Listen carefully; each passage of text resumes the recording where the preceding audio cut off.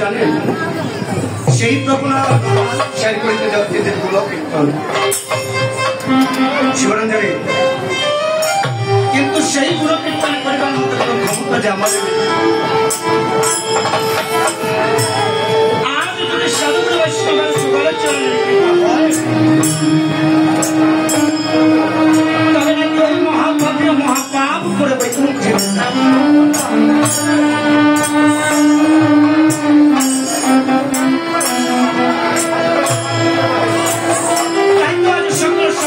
সম্মান মিলে করবেন একটি মহাপরিষদ। আজ যেন এই আসলে গাইতে পারে যাত্রী রামায়ণ করে বাবা আমার প্রাণ গোবিন্দ রেখাকে কি বলেছি আমার প্রাণ গোবিন্দ রেখাকে বলেছেন আমার প্রাণ গোবিন্দ রেখে বলেছেন না হম কৃষ্ণ বৈকুণ্ঠে যদি নামরি দয়া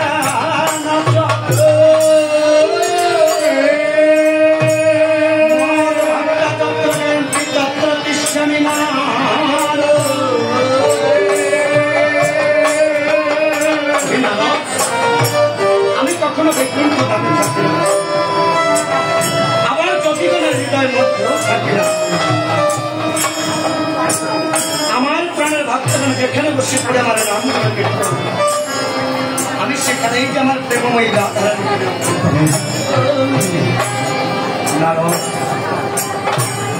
নারদ কবিকে জানে পৃথিবীতে ভক্তের সঙ্গে আমার কি সম্পর্ক, এই পৃথিবীতে ভক্তের সঙ্গে আমার কি সম্পর্ক তুমি জানো না?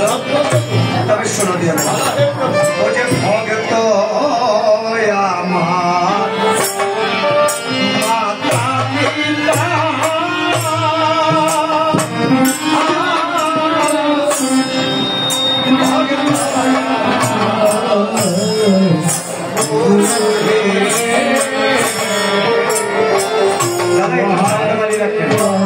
এটা সামনে সকল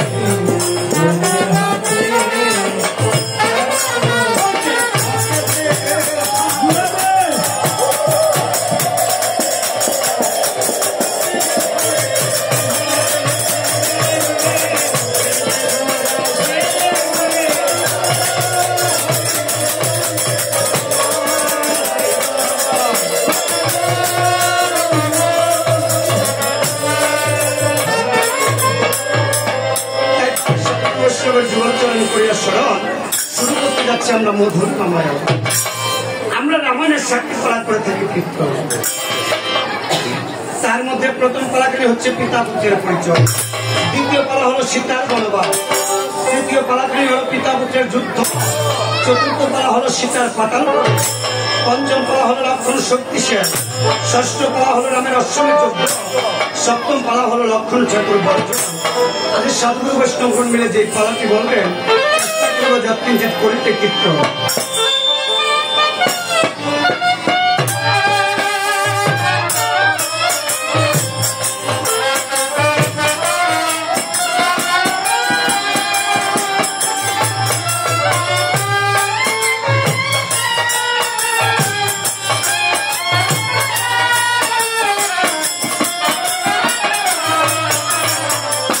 জয়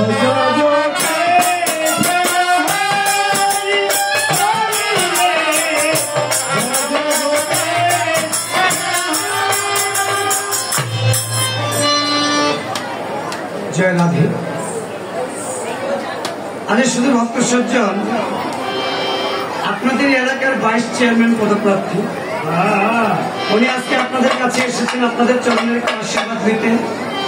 তাই দয়া করে উনি কিছু বক্তব্য রাখবেন, আপনারা দয়া করে ওনার বক্তব্য একটু শ্রবণ করুন।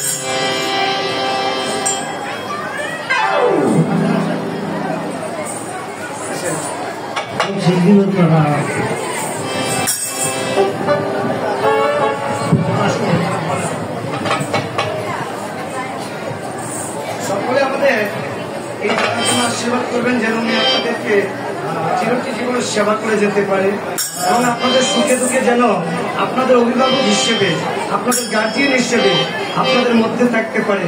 এবং আমি ওনার কাছে এই অনুমোদন করব, এই যে মধুর বৃন্দাবন ধামটাকে ওনারা যেন সকলে সম্মিলিত ভাবে সুন্দর করে টিকিয়ে রাখে। জয় জয় রঘুনাথ গোসাই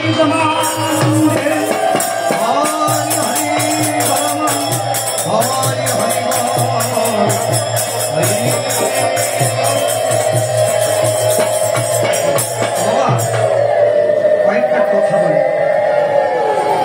আমার কীর্তন আছে, আমার একটি কীর্তন, দয়া করে কেউ কথা বলবেন না। কথা বললে আমার কীর্তনে ভাবধারা থাকে না তো, তাই কথা না বলে চুক্তি করে বসে বসে শ্রবণ করুন।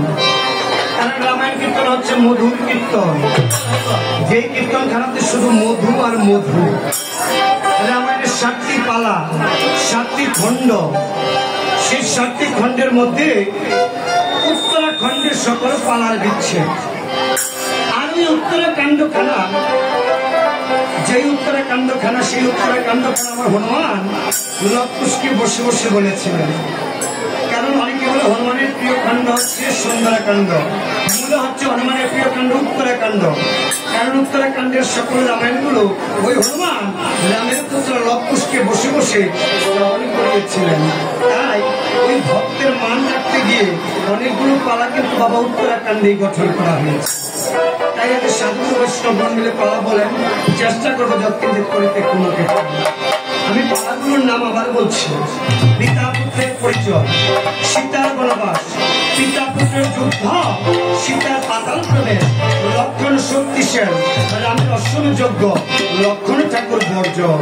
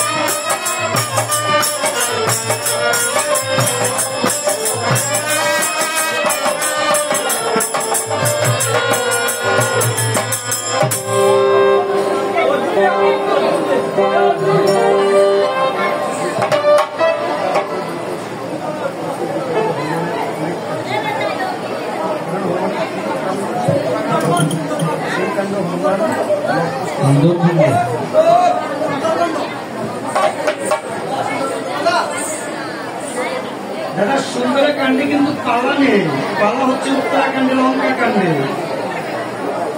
কারণ হনুমানের নিজ মুখে লবকুশকে উত্তরাকাণ্ডটা বসে বসে শ্রবণ করেছে। এবার উত্তরাকাণ্ডের মধ্যে অনেকগুলো পালা, কারণ ভক্তের মান রাখতে গিয়ে ভগবান আমার সকল কিছু কিন্তু এই মধ্যেই দিয়েছেন। তাই এখানে পালা 7টা বলেছি। পিতা পুত্রের পরিচয়, সীতার বনবাস, পিতা পুত্রের যুদ্ধ, সীতার পাতাল প্রবেশ, লক্ষণ শক্তিশাল, রামের অশ্বমেধ যজ্ঞ, লক্ষণ ঠাকুর বর্জন। তার মধ্যে প্রতিটির মধ্যে আমার ভক্ত হনুমানের অনেক কর্ম কাহিনী রয়েছে। ভাই পিতা পুত্রের পরিচয়, সুন্দর কথা। এই পিতা পুত্রের পরিচয় পালাটি এমন একটি পালা যেই পালাতে ভক্ত ভগবানের মিলন এবং পিতার সঙ্গে পুত্রের মিলন, ভাইয়ের সঙ্গে ভাইয়ের মিলন, মায়ের সঙ্গে সন্তানের মিলন, সকল কিছুর সমন্বয় এই পালাখানা সুসজ্জিত করা হয়। তাহলে আমরা শুরু করতে যাচ্ছি সেই পিতা পুত্রের পরিচয় পালাখানা। ও প্রভু রামের জলেতে ভাসে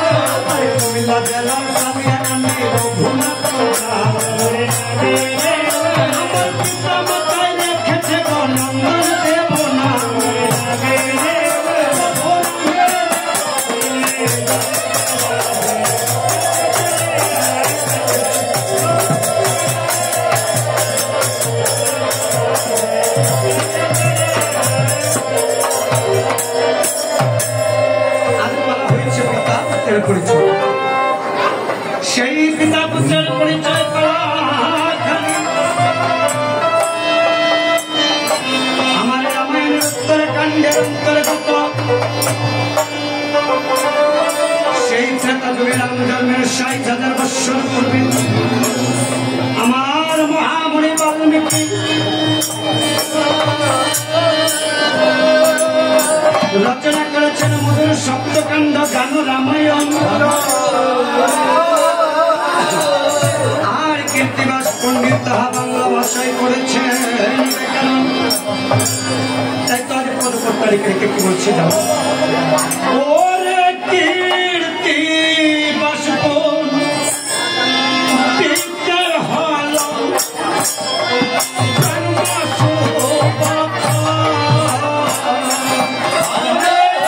দাদা এটা চান্দা বাড়বে।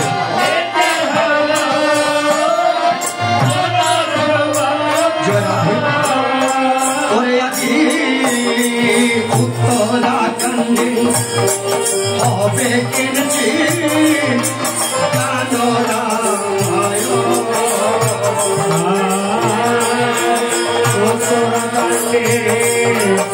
কিনছে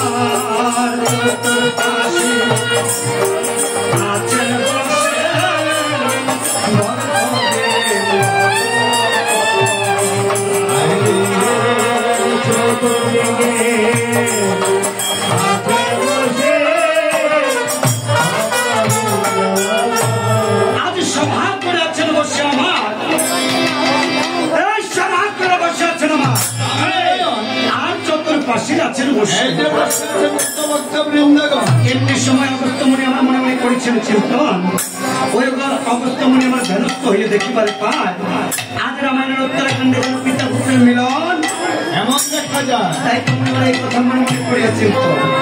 আজ কেমন করে করেছেন গমন? মাঠে নিয়েছেন জটার বান, হাতে নিয়েছেন একটা বেহালানি। বেহালানি মায়েরা কথাটা একটু কম বলেন মা, কারণ আমি সে একজন, আপনারা সবাই মিললে যদি আপনারা খুব করে কথা কন। মন্দির আছে না গুসাই বহুত দিন পরে মার বোন মাসিরে দিয়েছে, বিষ্টিরে দেখছে, কথা না করলে কেমন উচিত কথা কইলে তো শিক্ষা ব্যাংকে তৈরি করবো।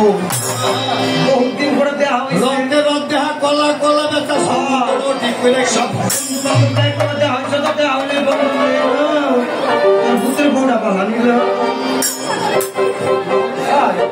কারণ ধর্মক্ষেত্রে গেলে এগুলো আমাদের কথা মনে হয় বেশি, বাড়ির মধ্যে বয়ে থাকলে এই কথা মনে হয় না। তাই সকলের জীবন চরণে আমি হাত দিয়ে বলবো দয়া করে কেউ কথা বলবেন না। কারণ কুমিল্লা থেকে এনেছেন, কিন্তু যদি কীর্তন শ্রবণ করতে না পারেন তবে আমার প্রয়োজনটা কিছু না। তাই দয়া করে কেউ কথা বলবেন না। আজ মনিবারে কেমন করে গমন করেছেন? ও মনের মাঠে জটার বান গাহিতে রাম চলেছে হরষিত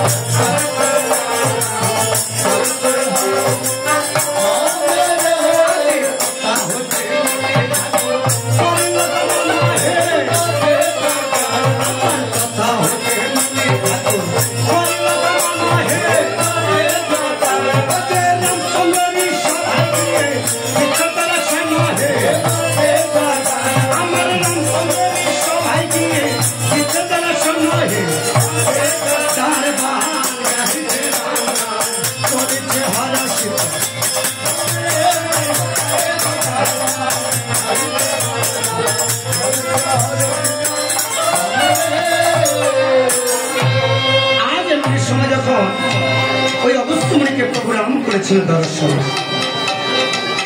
আজ প্রভু রাম কালকে বলছে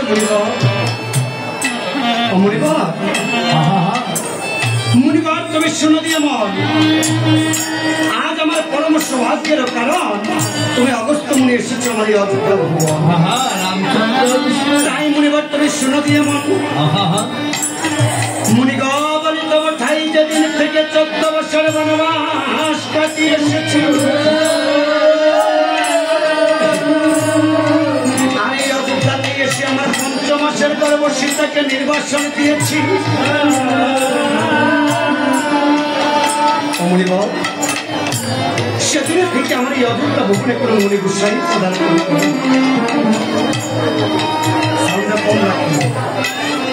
মুনিবর জানি না কি পাপের ফলে আমার এই অযোধ্যাতে কোনো মুনি গোসাই আসে না। সাউন্ডটা কম।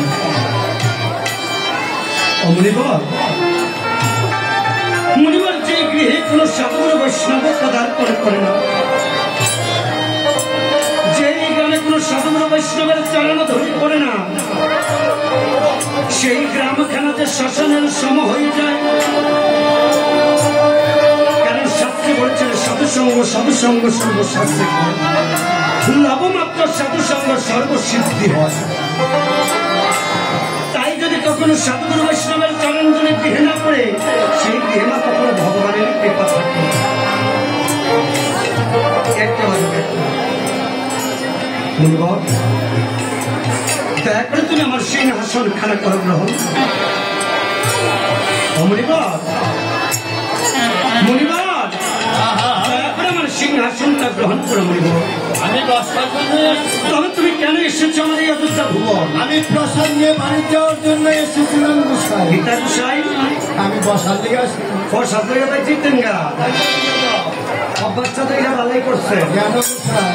কীর্তন কে আর শুনতে মন চায়নি না মন্দিরে আসি একটু ভক্তি দিলাম না তো আপাতত বলে গেছে। মন্দিরে আসছি ভক্তি দিয়ে প্রসাদে ঠান্ডা লেগে বসে দৌড় দিলে ভালো হয় না। কেন আমার লোকে তো কুকুরটাও আছে 8টা থেকে দিয়ে ভাই চন্দ্রে দেখো। কারণ মোটামুটি সকাল 8টায় এনে পৌঁছাইছি। 8টা থেকে দুপুর পর্যন্ত কয়টাতে ভক্ত দেখছি নিজেও কইতারি না। আম প্রসাদের সময় কথারও শেষ নাই, প্রসাদ লওয়ার মানুষের অভাব নাই। দেখবো কীর্তন মানুষের ভক্ত আচ্ছা ভক্ত নেই। তাই আজ মনে এবার দয়া করে শুনো দিয়ে মন তুমি গ্রহণ করো আমার এই মধুর রাজস্বী। বলো বলো মনে উৎসাহ শুনতে পেলাম তুমি নাকি গোলকের হরি, আর তোমার জানো কি সেটা হচ্ছে জগত গোসাই। তুমি যে পিতৃসত্য পালনের তোরে 14 বছর করেছো, 14 বছর করে তোমার বনবাস কথা তুমি জানার জন্য এসেছিলাম। মনিবর সেই 14টি বছরের কথা আজ জানতে এসেছে। মনিবর সেই 14টি বছর আমার একটি দিন সুখে কাটেনি। মনিবর কেমন করে কেটেছিল জানতে পার, তবে আজ শুনে দিয়ে মনে কেমন করে কেটেছে আমার 14 বছরের নির্বাসন। তাই আজ রাম ডেকে রেখে বলছে মনি গো ও ভাই আমরা দুই ভাই ছিলাম বনে দেশে মরল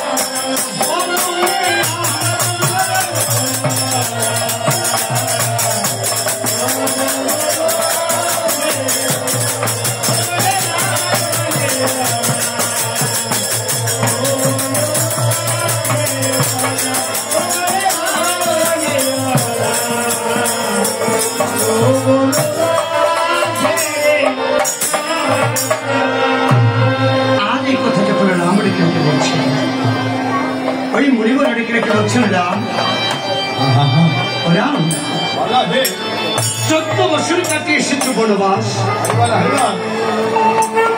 তোমার সীতাকে করেছিল হরণ ওই লঙ্কার দুষ্ট রাজা রাবণ। আজ বলি তবু ঠাই, সেই সীতাকে উদ্ধার করিবার পরে তুমি কি সেখানে যুদ্ধ করো নাই? তুমি সেই যুদ্ধক্ষেত্রে গিয়ে কাকে নিধন করেছিলে? আমি সেই লঙ্কেশ্বর কাকে নিধন করেছিলে? ওই লঙ্কেশ্বর রাবণকে তুমি নিধন করে এসেছিলাম। তাই তো বলে তোমার এই অযোধ্যা ভ্রমণে কেন কোনো মনে গোসাই পদার্পণ করে না? কেন জানো? কারণ এই রাবণের ছিল নিষ্ঠাবান ব্রাহ্মণ সন্তান। ওই রাবণ ছিল বিশ্বকর্মা মুনির পুত্র, আর তুলহস্ত মুনির নাতি। রাবণ ছিল একজন নিষ্ঠাবান ব্রাহ্মণ। ব্রাহ্মণ রূপে ছিল পরম বৈষ্ণব। সামদারিকে কমরা কিন্তু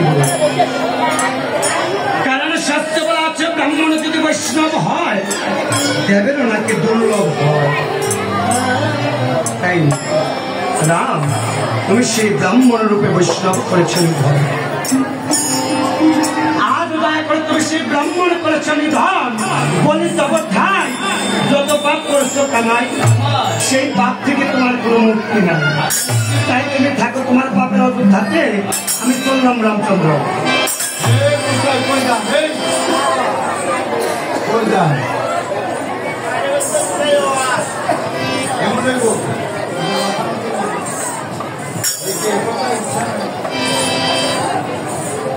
এই তোমার এই পাপের অযোধ্যাতে থাকার মতো আমার বিন্দু ভাব হচ্ছে না। আর তোমার এই পাপের অযোধ্যাতে থাকার মতো সময় নাই। বাবার কথা তো বন্ধ করা যাবে না, তবে কথাটা একটু কম করলে আমার জন্য ভালো হয়। যেমনি কথা কথা মনে মনে কাজে লাগছে। তাই রামচন্দ্র শুনো দিয়ে বল, তুমি লঙ্কায় করেছো ব্রাহ্মণ নিধন, সেই পাপ থেকে মুক্তি পেতে চাও, তবে তুমি শোনো শোনো রামচন্দ্র, শোনো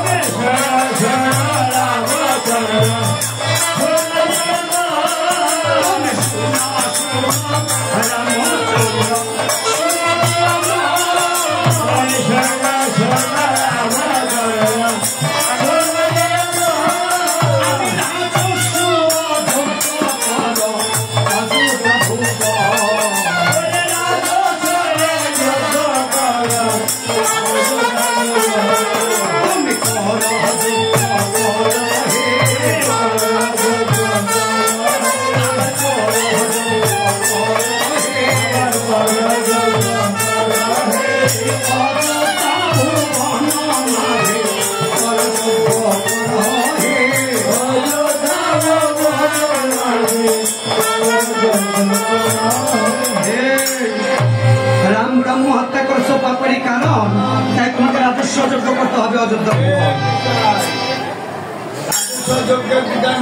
এই রাজস্ব যজ্ঞের বিধান কি জানতে চাও? তবে শুনো দিয়ে মন, ওই যে রাজাহানি মন্ত্রণ না করবে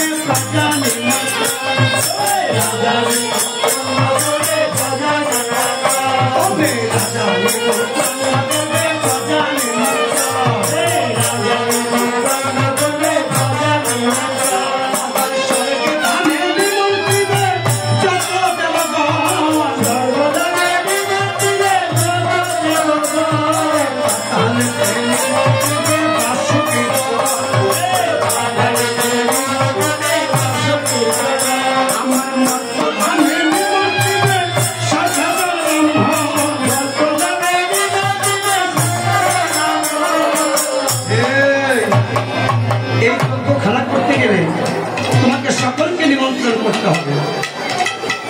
আর যজ্ঞ সমাপন কালে যে মুড়ি যাহা যাহা পায় আমাকে তাহাই দান করতে হবে। পারলে তোর অঞ্চলে এই যজ্ঞ আমার সম্ভব কেন? এই যজ্ঞ কেন সম্ভব হবে না? কেন?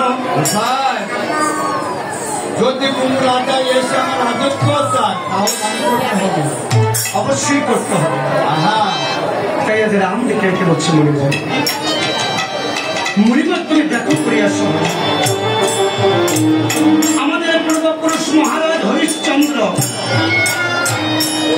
সেই হরিশ্চন্দ্র মহারাজ করেছিল রাজস্ব যজ্ঞ। আজ মহারাজ হরিশ্চন্দ্র রাজস্ব যজ্ঞ করিবার পরে দান করেছিল ওই বিশ্বামিত্র মুনিবরে। বিশ্বামিত্র মুনিকে এই শ্মশানরা পৃথিবী করেছিল দান। আজ দান করতে গিয়ে দানের দক্ষিণা দিতে গিয়ে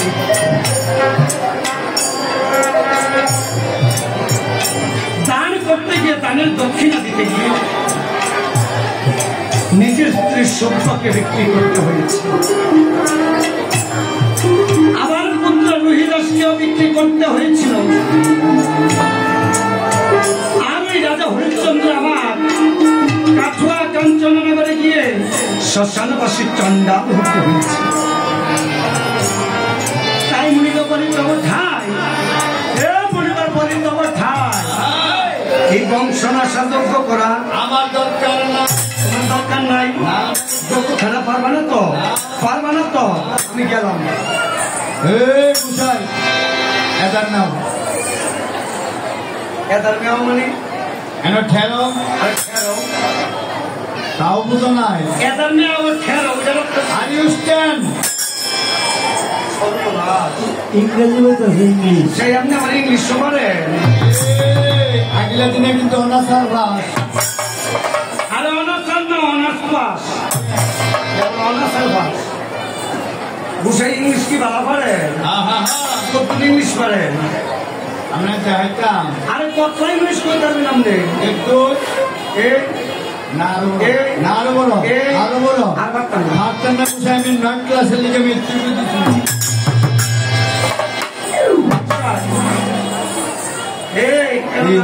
বলেন আরেকটা বিধান আবার আরেকটা বিধান, আরেকটা বিধান।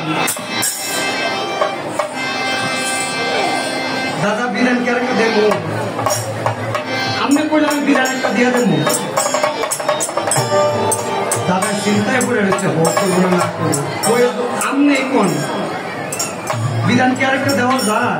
বিভূত বলে বললাম দিতাম, আপনি তো কই বেরো কেন বুঝাই ট্রেনে পরের খবর রাখছেন নাকি? বড় যুদ্ধ লাগিয়ে রয়েছে। আরে না, কি দাদু তো আজকে 4 দিন ধরে না খাইয়ে রয়েছে। যুদ্ধ লাগিয়ে রয়েছে, গরম মাত্র ঠান্ডা তো গেলে। আরে না রে, দাদু চিন্তা করছে বাড়িতে যেমন না খাইয়ে রয়েছি, গ্রামের বাড়ি যদি যোগ্য হয় অবশ্যই ভালো মন্দ একটু প্রসাদের আয়োজন হবে। হনুমান মন্দির হইতেছে, যেমন আজকে এই হনুমান মন্দির হয়েছে প্রসাদের আয়োজন, তেমনি গ্রামের বাড়িতে যোগ্য হলো তো প্রসাদের আয়োজন হবে। যারা পরম বৈষ্ণব, যারা সাধু সজ্জন ব্যক্তি, তারা প্রসাদকে বড্ড ভালোবাসে। নাম প্রসাদকে বদ্ধ এক বিন্দু প্রসাদের জন্য কত দূরে চলে যায়। আর যদি আমার মতো অবৈষ্ণব পেট ভোজন সার, প্রসাদের নাম অমৃত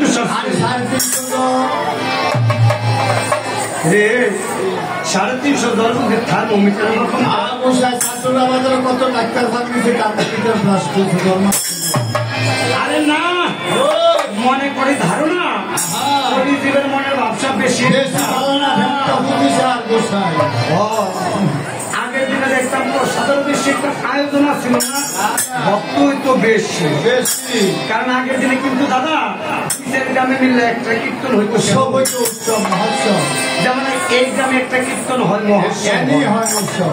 কিন্তু আগে 2-4 গ্রামে মিলে একটা উৎসব। এই যে তাদের মতো বৃদ্ধ বৃদ্ধ মায়েরা কি করতো, ওরা মুড়ি, ওরা সিরা, ওরা খই, ওদের গুড়, একটা বাতাসা ফুটলা ভাটতে পাইন যা জাতি তো কই সোমবার মাসে ভালো নদী ভালো না কীর্তন হইন নাই। তখন কিন্তু বাবা দিনে রাত্রে প্রসাদের আয়োজন ছিল না, ভক্ত হতো, নামামৃত রসাস্বাদন মন ভরে সকলের নাম অমৃত পান করত। কিন্তু বর্তমানে কমিটির লোক দিনে রাইতে প্রসাদের আয়োজন। আজকে এত হয়েছে দিকে এত ভক্তের আয়োজন, কিন্তু দুঃখের বিষয় কি জানেন, আসরটা জমে এক দুপুর 12টা রাত্র 9টা। দুপুর 12টায় আর রাত্র 9টা। আমি তো কীর্তনের লিখে নি, বসাদের লিখে নিয়েছি। দুপুর 12টায় রাত্র 9টা বসে কীর্তন শুনলো সারে। এদিক দিয়ে বয়ান, এদিক দিয়ে সার। যদি ভাতৃটা দিয়ে লাইতে পারে বসে বসে কীর্তন শোনো, কারণ কমিটির লোক তো প্রসাদ করছে যেন তোমরা বসে কীর্তন শোনো। কমিটির লোকে গেটটাও খোলা রাখছে, বসার দিল সেদিকে যাইতেছে। পরে কি প্রসাদ পুকুরের মধ্যে হাতটানি ধুইয়া আর মন্দিরে ভক্তি দেওয়ারও সময় নাই, নিজের তাই জানো বিসর্জন। তাই মনে করে ধারণা এই পরিজীবে আমার মতো মনে ব্যবসা বেশি। কারণ একটা কথা মা রাখিও সমাজ সারাটি জীবনে বাড়ি কীর্তন করে গেছে। এই অঞ্চলটা হয়েছে সিলেট মৌলভীবাজারের মধ্যে, তাই তো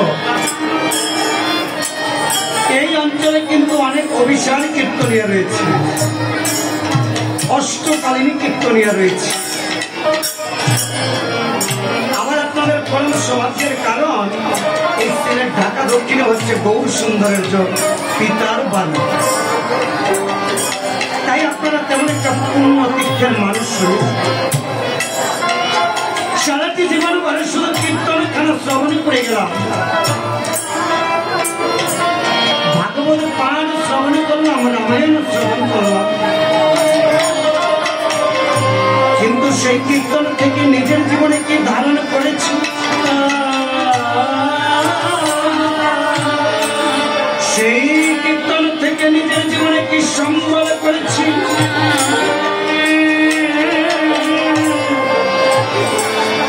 দুদিনের পরে এসেছি এই পৃথিবীর পরে। দুদিন বাদে সকল কিছু ছেড়ে আমার চলে যেতে হবে, শুধু পথের মধ্যে দুদিনের পরিচয়। সেই পরিচয়ের মধ্যে পিতা মাতার সেবা করে জীবনটা যেন কাটাতে পারে, সাধু সঙ্গ বৈষ্ণব সঙ্গ যেন করতে পারে। তাই তো মা বৃন্দাবনে গিয়ে যাহা করিবে শ্রবণে কিঞ্চিত করিও নিজের জীবনে ধারণ। এই বৃন্দাবন ধামে বসে বসে যদি কথা বলো, তোমার জন্য যদি কারোর কীর্তন শ্রবণে ব্যাঘাত ঘটে, তবে তার জীবন পরিমাণ পাপ হয়ে যাবে। তাই আমি চাই না সকলে কীর্তন শুনতে এসে পুণ্যের বদলে পাপখানা নিয়ে যাও। আজ তাই লক্ষণে ঠাকুর আমার রেখে রেখে বলছে, দাদা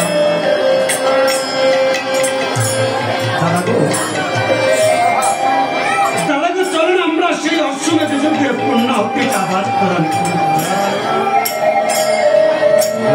কারণ দাদা দেখো কইয়া শোনাও, আমাদের পূর্বপুরুষ মহারাজ হরিশ্চন্দ্র করেছিল রাজস্ব যজ্ঞের আয়োজন, তেমনি ভাবে কিন্তু আমাদের পূর্বপুরুষ মহারাজের সগর, ওই সগর মহারাজ করেছিল এই অশ্বমেধ যজ্ঞের আয়োজন। আজ সকল মহারাজের ছিল 60,000 পুত্র,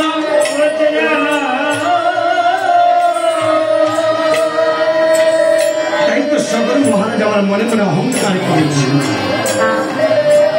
কেমন অহংকার? ওই সকল মহারাজ মনে মনে চিন্তা করছে আমার 60,000 পুত্র। এই পৃথিবীতে ধনে জনে প্রতিপত্তিতে অর্থে বলে আমার সমর্থে হলে, তাই অশ্বমেধ যজ্ঞখানে আমি একমাত্র করতে পারি। কিন্তু বাবা মহারাজ ভুলে গিয়েছিল পৃথিবীতে অহংকারের অহংকার বেশি দিনের সম্ভব। এই পৃথিবীতে অহংকারের অহংকার একদিন পতন অবশ্যই হবে, কারণ নারীর শাখার কনকনে পুরুষের টাকার ঝঞ্ঝনে বেশি দিনের নয়। তাই তো পদকর্তা রেখে রেখে বলেছেন, ওরে ফুলের সৌরভ রূপের গৌরব বেশি দিন থাকে না।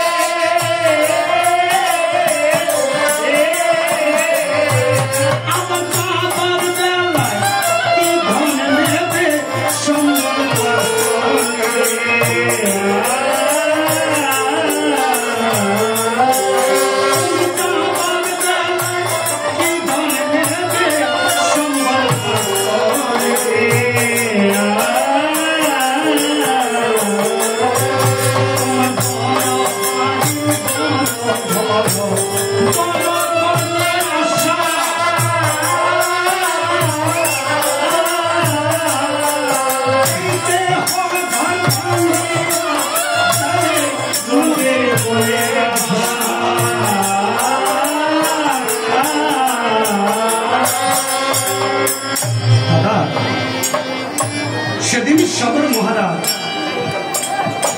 বড্ড বেশি অহংকার করেছে। তোমার এই পৃথিবীতে অহংকার করা কিন্তু ভালো নয়।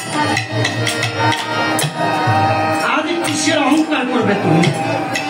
তুমি সুন্দর তাই অহংকার। আর এই পৃথিবীতে তুমি কতটুকু সুন্দর, হয়তো আর কাজটা মানুষের একটু সুন্দর, কিন্তু চির সুন্দর কিন্তু বাবা তুমি নও। আজ তোমার অর্থ আছে, টাকা আছে, পয়সা আছে, সেই অর্থের গরমে, টাকার গরমে তুমি সহ্য করতে পারো। এই পৃথিবীতে তোমার কতটুকু অর্থ রয়েছে, আজ তোমার শিক্ষা রয়েছে, দীক্ষা রয়েছে, কিন্তু এই পৃথিবীতে যা কিছু রয়েছে ওই সকল অর্থ, সকল ধন সম্পদ, সকল সৌন্দর্য ওই আমার অনাদিরাদি গোবিন্দের যুগল পদপদ্মের রুটি টুটি খায়। অনাদিরাদির যুগল চরণে সকল কিছু গড়াগড়ি যায়।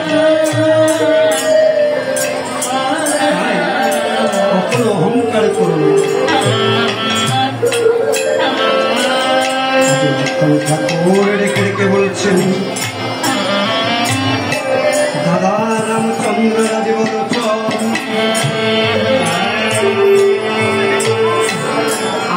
আজ আমরা সেই অশ্বমেধ যজ্ঞের করিব আয়োজন। আজ কোন পুরোহিত বশিষ্ঠ মুনি আমার ডেকে রেখে বলেছে, শুনে আমার জীবন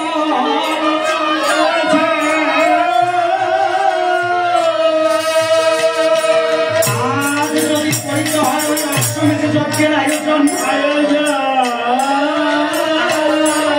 তবে তোমাকে তিনখানা বিধান মানতে হবে।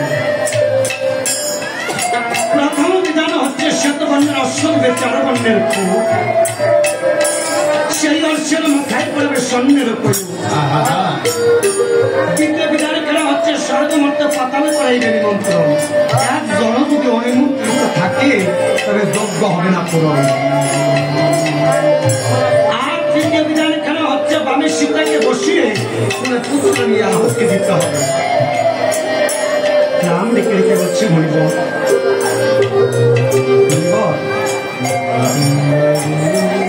সবগুলো করতে পারবো কিন্তু একটা কর্ম করতে পারবো না। ছোট একটা কর্ম করতে পারবো না। কোনটা জানো? ওই যে তুমি বলছো আমার বামের সীতাকে বসাতে হবে। আমি সীতা কোথায় পাবো মনিব? তুমি কি জানো না মনিব? ওই আমি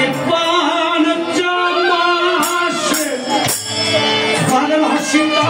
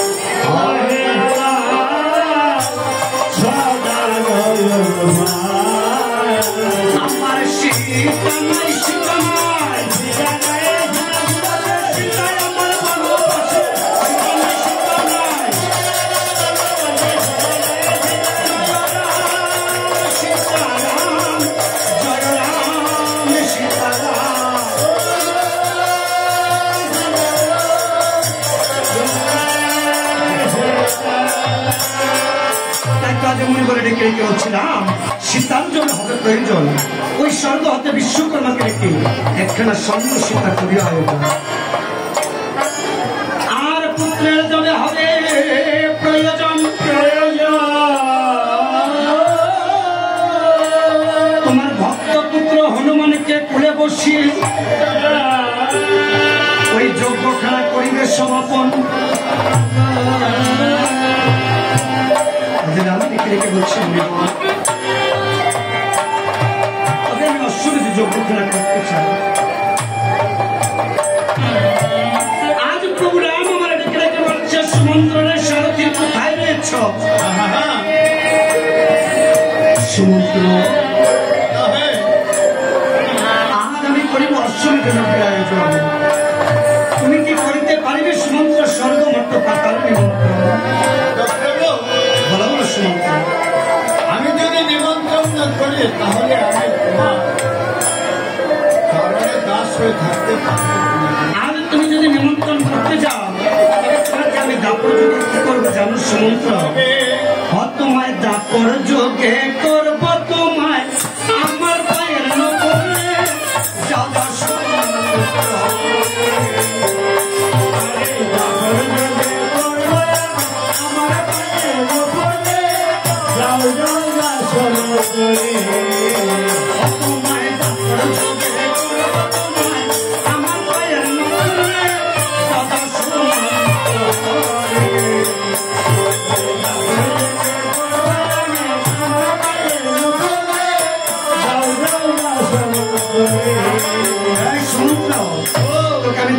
আমার যুবক চরণে নুপুর করবো। আমি নুপুর হইতে চাই না। তুমি নুপুর হতে চাও না? নুপুর হতে চাও না? তারপরে যোগে করবো তোমায় আমার মাথায় চূড়ারে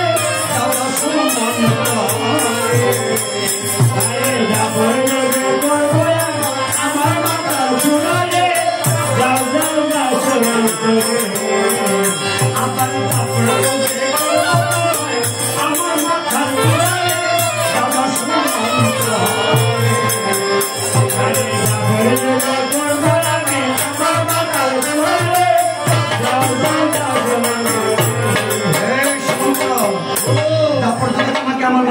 চূড়া হিসাবে করবো। না না গোসাই, আমি চূড়া হইতে চাই না। আমি চূড়াও হতে চাও না? তারপরে যুগে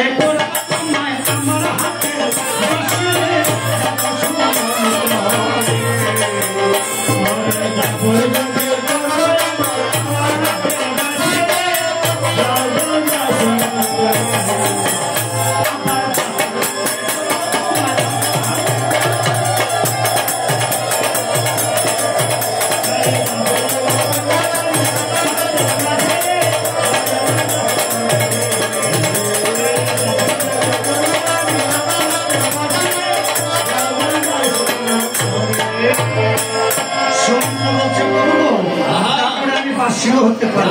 আমি কাশি যাওয়ার দরকার নাই। কাশি যাওয়ার দরকার নাই। কাশি দেন না, পূজা বাজে এলে কাশিটা দেন দেন দেন।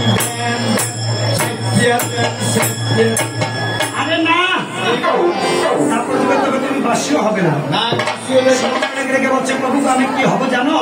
ওই আমি বর্ণমালা হব, বর্ণমালা হব,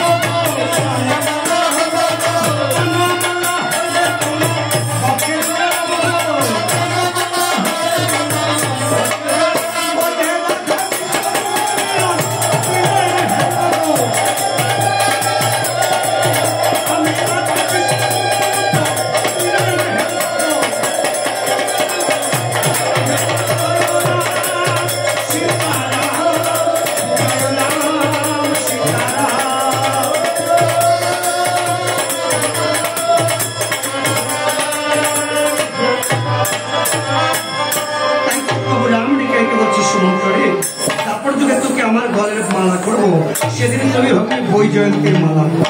তাই তোকে আমি সেই তারপর যুগে বই জয়ন্তীর মালা করে আমার পক্ষে ঝুলিয়ে রাখবো। আজ সুমন্ত যখন আশীর্বাদের খানা পেয়ে নিমন্ত্রণ করতে যাচ্ছে, ওই লক্ষ্মণ ঠাকুরকে দায়িত্ব খানা দিয়েছেন কি জানো মা? লক্ষ্মণ ঠাকুরকে দায়িত্ব দিয়েছেন সকল মণিকুশাইকে চলাঞ্চল করিয়ে বরণ করাই।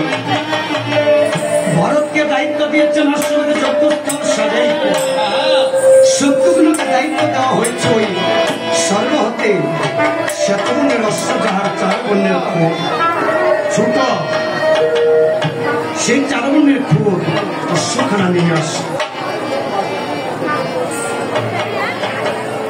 কিন্তু সকলে তো সকল কর্মের দায়িত্ব পেয়েছে। দায়িত্বের বাকি রয়েছে একজন, সেই একজন আজ গৃহের কোণে বসে বসে নয়ন জল বক্ষ ভাষা আর ডেকে ডেকে বলছে আমার প্রভু রাম, আমার প্রভু রাম রাজি বলোচন। এই পৃথিবীতে তার নামটা হয়েছে ব্রহ্ম সনাতন। প্রভুর কাছে নাকি কেহ কোনো বাধা নেই, নিশ্চয় তবে কি আমি বনের সামান্য পশু বলে আমাকে প্রভু কোনো কর্মে লাগবে না? আমি বনের সামান্য পশু হনুমান বলে বলে আমায় কোনো কর্ম দেবে না।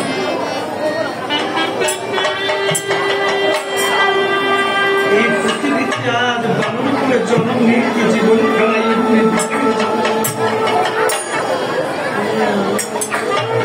বানর করে জন্ম নিয়ে হয়েছিলাম হনুমান, তাই বলে কি প্রভুর চরণ সেবা করতে পারি?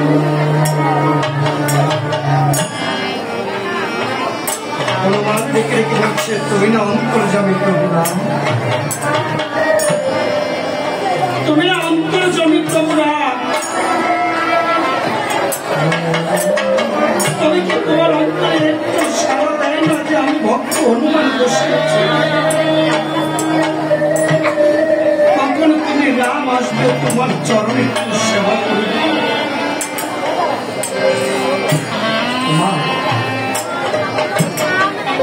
দেখুন পৃথিবীতে ভক্ত ভগবানের কতটুকু,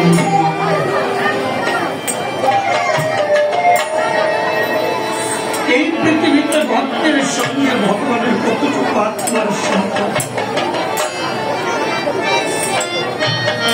আজ মনের পশু হনুমান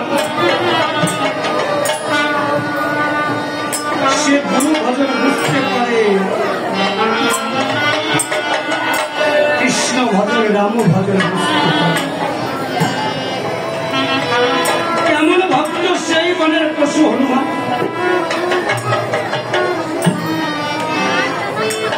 একদিন আমার প্রভু রাম বসে আছে রাজসভা করে সকল কিছু মা সীতা একে একে দান করছে।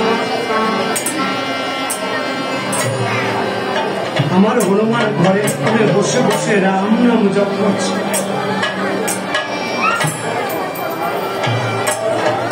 মা সীতা তার গলা থেকে একটা মুক্ত মালা বের করে হনুমানকে ডেকে পরিয়ে দিয়েছে।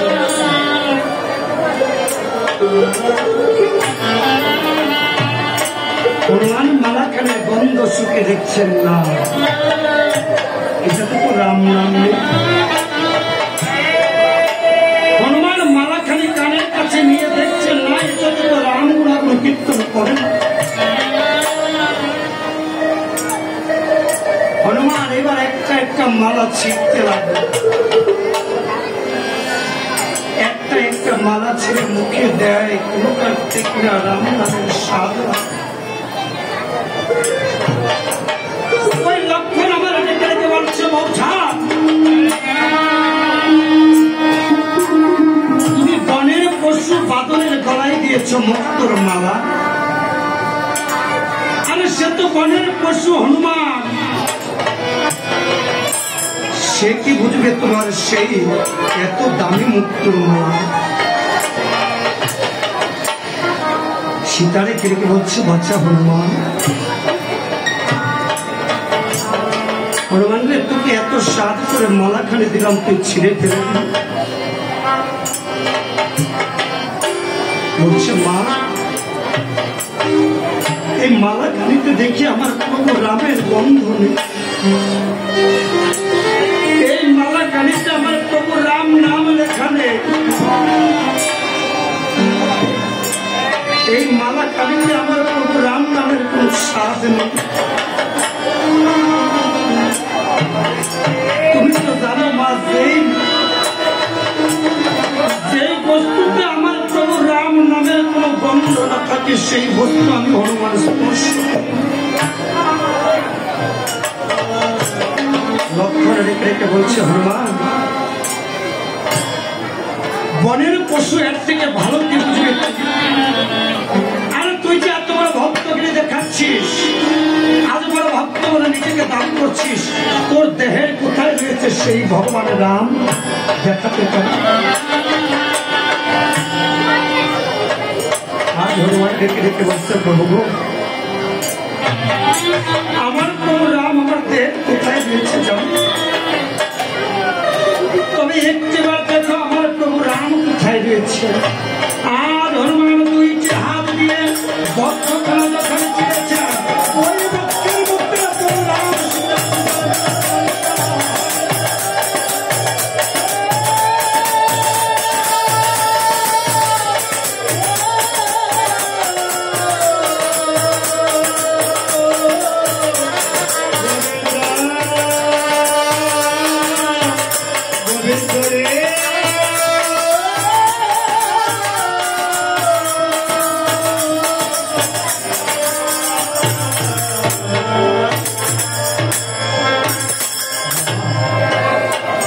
সে কত বড় ভক্ত,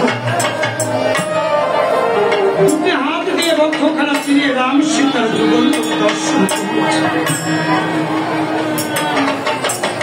আর প্রভুর একটু চরণ সেবা করিবার করে হনুমান বসে আছে আজ ভব সংসার। এই পৃথিবীতে ভক্তের অধীন ভগবান, ভক্তের কাছে বাধা আমার ভগবান।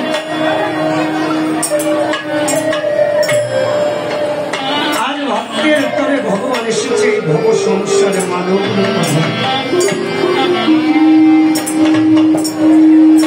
প্রভু রাম এসে দেখিবার পায় হনুমান যেন বক্ষ জলে ভাষা।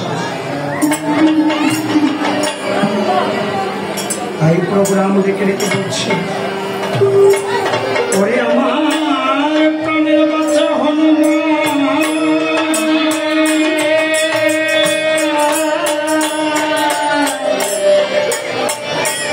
আমার প্রাণের প্রিয় ভক্ত হনুমান,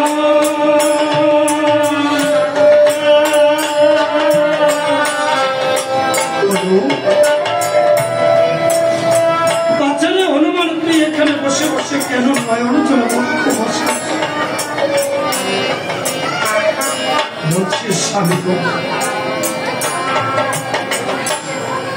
পৃথিবীতে তুমি নাকি রাম দয়াময়, তোমার চরণে নাকি দয়ার ভান্ডার, তুমি নাকি অন্তর্যামী। তবে কি এই হনুমানের মনের ভাষাটা বুঝতে পারবো? আজ আমি হনুমান বসে আছি শুধু তোমার চরণের আশ্বাস। বাবা, বনের পশু হয়ে গুরু ভক্তি প্রেম ধর সকল কিছু বুঝতে পারে, কিন্তু আমি পারি না।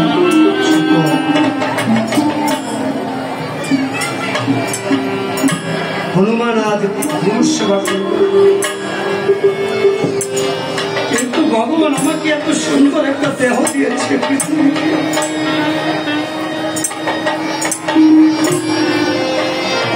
এই দেহটা দিয়ে গুরুর চরণ সেবা করে দেখি।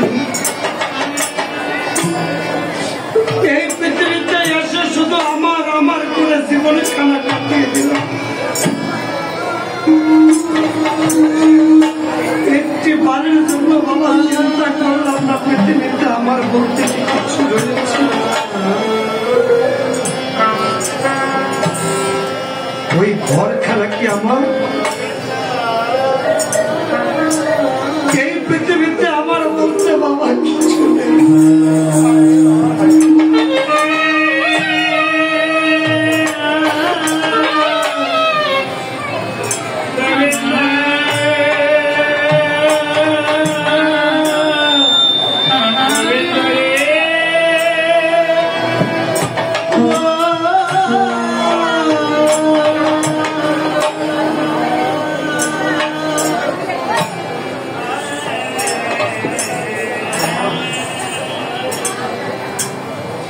আজ আমার কাছে বলছে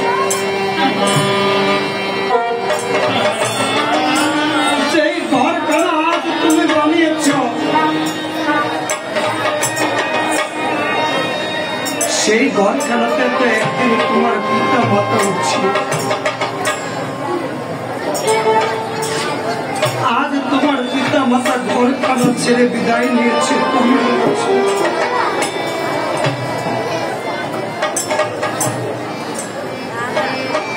তোমার পিতা মাতা এই পৃথিবী ছেড়ে বিদায় নিয়েছে, তুমি ওই ঘর খানাতে রয়েছে। সারাটি জীবন শুধু আমার করে গেল। কত সাহায্য করে ঘর খানা বানিয়েছিলাম, বসত করবো সেই ঘর। নিজে না খাইয়ে পুত্র কন্যাকে খাইয়েছি, কিন্তু যেদিন এই দেহ থেকে প্রাণ পাখিটা চলে যাবে, সেদিন আমার পুত্রটা ডেকে ডেকে গিয়ে বলবে, ওগো তোমরা আমার পিতাকে খাট থেকে নামিয়ে দেবো।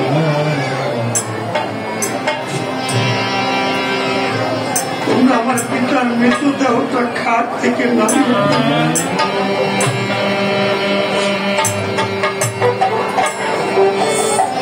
আমার পুত্র বাড়ি বাড়ি গিয়ে ডেকে বলে, আসলে ওগো তোমরা কে কোথায় রয়েছো? আমার বাবা মারা গিয়েছে, তোমরা আসো। ওই বাবার দেহটাকে আর রাখতে চাই না, তোমরা শ্মশানে নিয়ে যাও।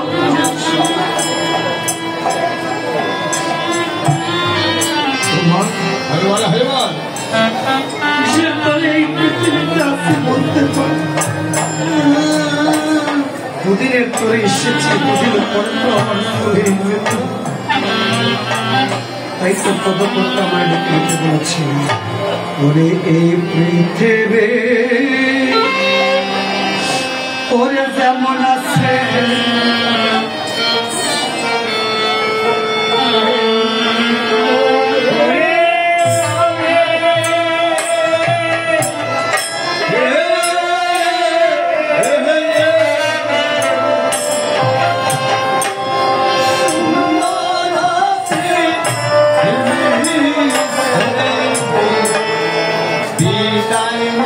হরে হরে